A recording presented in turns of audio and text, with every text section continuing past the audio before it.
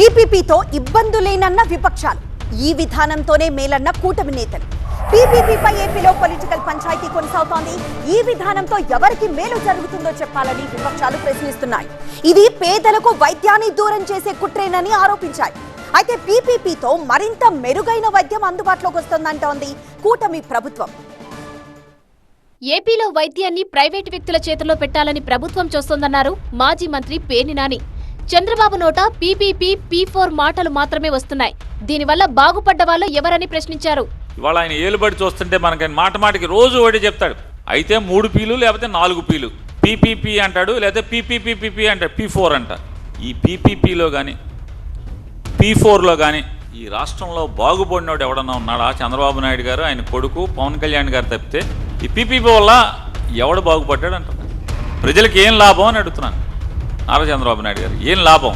ప్రభుత్వం నుంచి ప్రజలు ఆశించే అంశాల్లో విద్య, వైద్యం ప్రధానమైనదని, వాటిని ప్రైవేటు వ్యక్తుల చేతుల్లో పెడితే ప్రభుత్వం ఉండడం ఎందుకని మాజీ మంత్రి అమర్నాథ్ విమర్శించారు. విద్య, వైద్యం అనేటువంటిది ఒక గొప్ప లక్ష్యంతో ముందుకు తీసుకెళ్తారని, రాష్ట్రానికి రెవెన్యూ జనరేట్ చేసేటువంటి పారిశ్రామిక అభివృద్ధి చేస్తారని, ఓ ప్రభుత్వం వచ్చినప్పుడు ఆ ప్రభుత్వం నుంచి ఆశించేటువంటిది, ప్రజలు ఆశించేటువంటిది ఇవన్నీ వీటిని ఆశిస్తూ ఉంటారు ప్రజలు. ఇవన్నీ తీసుకెళ్లి ప్రైవేట్ వాళ్ళ చేతుల్లో పెడితే వాళ్ళు మీరు దేనికి? మెడికల్ కాలేజీల పీపీపీ విధానంపై ప్రభుత్వం అబాసుపాలైందన్నారు సిపిఐ జాతీయ కార్యదర్శి రామకృష్ణ. వీటిపై టెండర్లు వేస్తే ఎవరూ ముందుకు రాలేదన్నారు. ఈ విధానంపై సీఎం ఫాల్స్ ప్రెస్టేజ్ కు పోతున్నారని ఆరోపించారు. డబ్బున్న వారికే వైద్యం అందాలనే విధంగా ప్రభుత్వం వ్యవహరిస్తోందన్నారు. మరి మంత్రులు ఎక్కడైనా ఎయిమ్స్కి పోయినారో లేదో ఒకసారి మంత్రులు పోయి రావాలి. వాళ్ళు కూడా మీరు ఎయిమ్స్లో బాగుందని వాళ్ళు చెప్తా ఉంటే మనం గవర్నమెంట్ మంచి వైద్య సేవలు అందించలేము, ప్రైవేట్ వాళ్ళైతే బాగా ఇస్తారంటే మరి ఏ ప్రైవేట్ హాస్పిటల్లో మీకు బాగా చూశారో అంటే అది వారే చెప్పాలి. మరి అంటే ఓన్లీ డబ్బులు ఉన్న వాళ్ళకే వైద్యం దొరకాలి, డబ్బు లేని వాళ్ళందరూ కూడా వాళ్ళు ఏమైనా పర్వాలేదనే స్థాయికి మీరు వచ్చారు. పీపీపీపై విపక్షాల అసత్య ప్రచారమన్నారు మంత్రి సత్యకుమార్. పీపీపీ ద్వారా పేదలకు మరింత మెరుగైన వైద్య సదుపాయాలు అందుబాటులోకి వస్తాయన్నారు. వైద్య విద్యలోనూ సీట్లు పెరుగుతాయన్నారు. పబ్లిక్ ప్రైవేట్ పార్ట్నర్షిప్ని ప్రైవేటైజేషన్ అనేక సందర్భాల్లో మనం మాట్లాడుకున్నాం. ఏ రకంగా అసత్య ప్రచారాలు చేస్తున్నారనే విషయం దాన్ని కూడా మనం సమర్థవంతంగా తిప్పికట్టగలిగాం.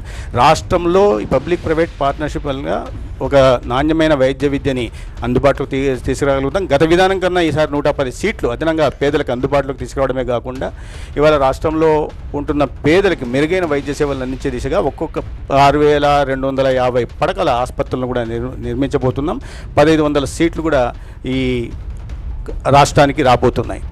మరోవైపు పీపీపీ విధానాన్ని ప్రోత్సహిస్తూ కేంద్ర ఆరోగ్య శాఖ మంత్రి జేపీ నడ్డా రాష్ట్ర మంత్రి సత్యకుమార్ యాదవ్కు రాసిన లేఖ వైసీపీకి చెంపపెట్టు లాంటిదని బీజేపీ కామెంట్ చేసింది.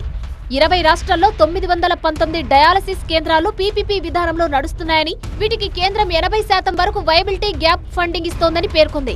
మొత్తానికి మెడికల్ కాలేజీల పీపీపీ విధానంపై అధికార విపక్షాల మధ్య మాటల యుద్ధం కొనసాగుతుంది. పీపీపీ ద్వారా పేదలకు వైద్యాన్ని దూరం చేయాలని కుట్ర జరుగుతోందని వైసీపీ విమర్శలు గుప్పిస్తుంటే, ఈ విధానంతో పేదలకు మరింత మెరుగైన వైద్యం అందుతుందని అధికార కూటమి చెబుతోంది. చూస్తుంటే రాబోయే రోజుల్లోనూ పీపీపీ విషయంలో రాజకీయ రగడ కొనసాగే అవకాశాలు కనిపిస్తున్నాయి.